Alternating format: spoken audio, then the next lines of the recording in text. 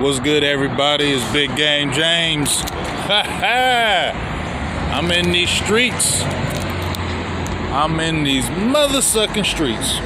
We're downtown, chilling, having a good time. Yeah, man. You know why I'm going live. Y'all know why I'm going live. Dallas finally got some nuts. I might do a lot of cussing in this video because guess what? I'm a little bit excited. I can't even front.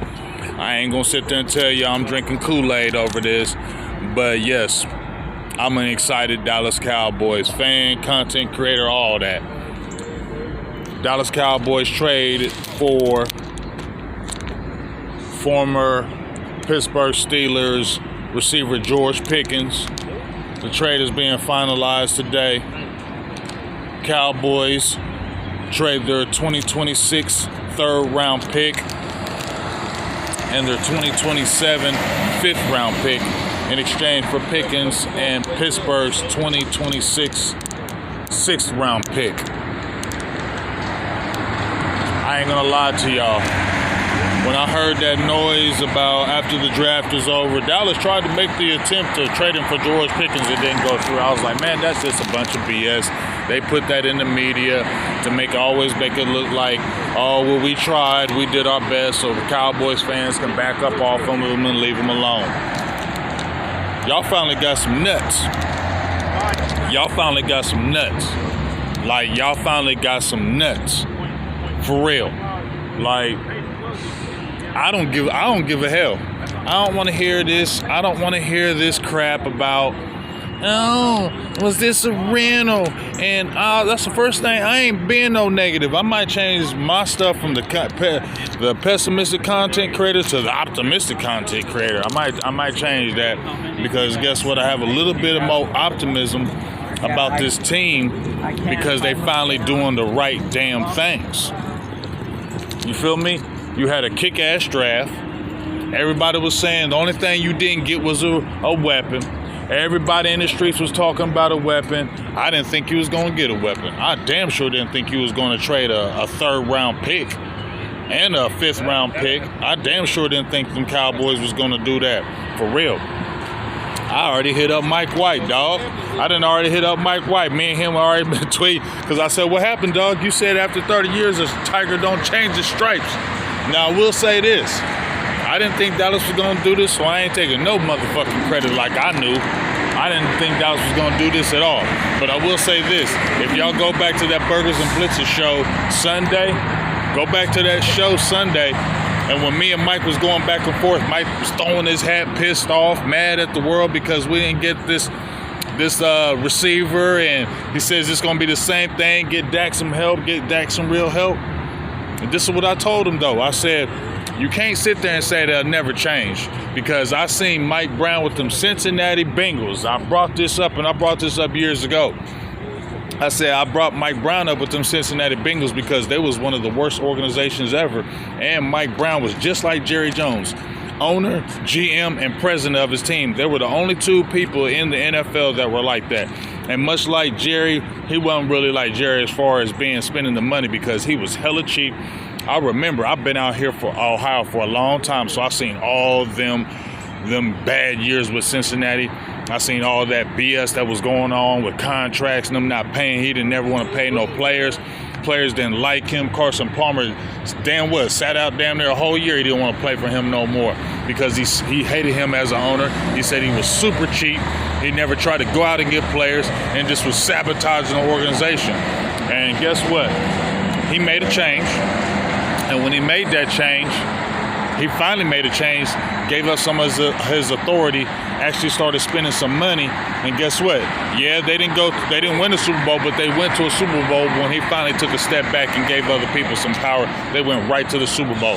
Mike said, well, were we getting happy for participation awards? I said, no, I'm just making the point that that man was one of the worst, and he made a change. So if he can make a change, it can happen. And guess what? I'm not saying the Cowboys just made a whole change, but this is huge. I ain't seen no Dallas be this bold since, even Amari. But even this, I don't even know if it might be as bold as the 2018 Amari thing, but I don't even know about that, if we're keeping it real, because I don't know. I'm just kind of lost words because I didn't think the Dallas Cowboys would do this. I'm just keeping it real. But that, to me, goes back to the shoddy effect. That goes back to the shoddy effect, in my opinion. Now I feel like you got a coach that they believe in, they really believe in. And when they believe in somebody and he's homegrown, I feel like if you believe in your coach and he's homegrown and you said he's this and this, that, and he's so different from everybody else, which I believe he is, or believe he's different from the past few coaches you done had, then help your coach and give him all the means necessary to be a great coach. If he doesn't, or the team doesn't do it from that point, then we can't sit back and blame the front office. You feel me? Because they would get most of the blame because they never want to help out their coaches. They never want to take that next step for their team to be great. And you got to add a few additions. I just said, just go out and get a few. A Nick Chubb, a Keenan Allen, Amari Cooper. But they went above and heads above that and went out and got a real dog. Now I hear people crying in his Twitter streets, oh, it's a rental. You gave up a third. That was too much. Man, nobody gives a hell about no damn rental, bro. Are you serious? You can go get you another receiver next year. F all that. F them picks. Everybody wanted Cowboys to finally start being real. Now when they start being real, people start crying. I ain't listening to that shit.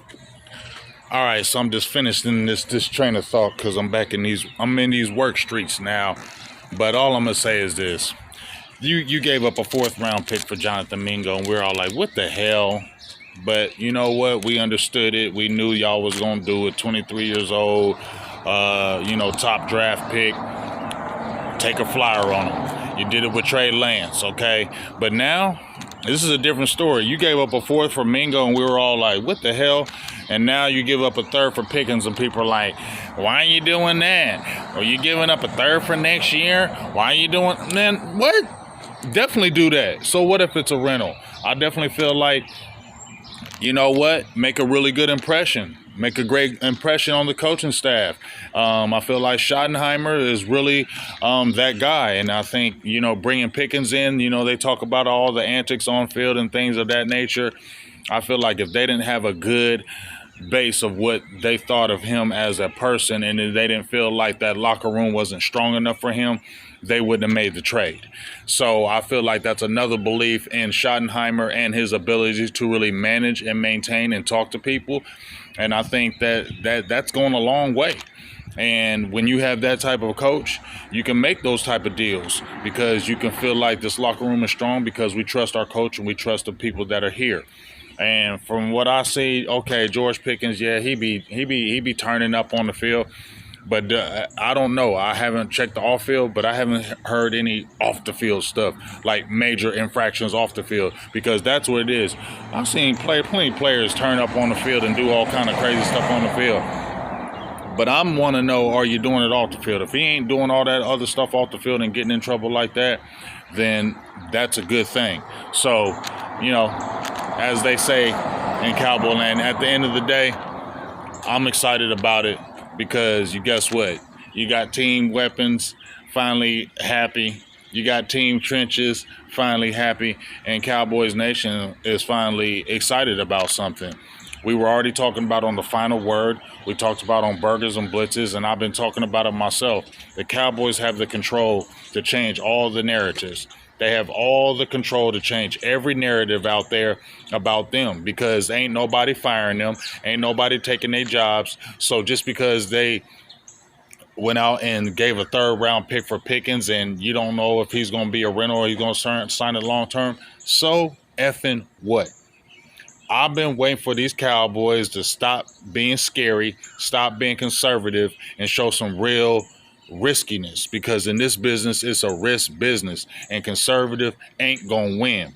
We've been crying about it with these Rams, F them picks. We've been crying about with these Eagles and all these other teams, and now Dallas finally started trying to do something. The first things want to do is, I don't know, is that a rental? Is that really responsible? Man, nobody gives a hell. Are you trying to win? Are you trying to put your best foot forward every single year? That's what we've been crying in these streets about. Dallas, do it, because ain't nobody firing you if this don't work. If this don't work, so what? Ain't nobody firing the Joneses. we're going to give you props for at least trying. And if you at least trying, you're going to have that full support from Cowboys Nation. And I think that's the main thing we all been wanting. So F them picks. F that 3rd round pick and F that 5th round pick. You went out and got a real weapon opposite of CeeDee Lamb. The dude is a dog. The dude is dynamic. Now Mingo feels better. Now Tolbert feels better. Now all these other guys feel better. And you still added a running back, and maybe you can still add another one. So, you know what? I'm cool. Make sure you turn in. I'm gonna go live later tonight because I'm running the store myself today, so I ain't gonna be able to go live during the store. But when I get off, I'm going live. Make sure you jump in there with me so we can talk about this. And like I said, I might change the pessimistic content creator and might go to optimistic content creator because I'm finally seeing optimism in this building. But once again, this goes back to me, the Shoddy effect. Libra gang. When you have a real coach, I feel like this guy is a real dude, and you're going to see it on the field. You're already seeing it in the locker room. You're already seeing it in the culture starting to shift because I feel like it's realism. I feel like it's not fakeism. And when you have a real coach who you really believe in, and I think he's just going to do some really good things. And when the front office fully backs you, anything can happen. Check out that live later tonight. We're going to definitely talk about this because this shit going to be talked about in the streets for a long time. Dallas finally got bold. Ain't that something? Guess what? Maybe a tiger can change his stripes. Big Game James. I'm out. Peace.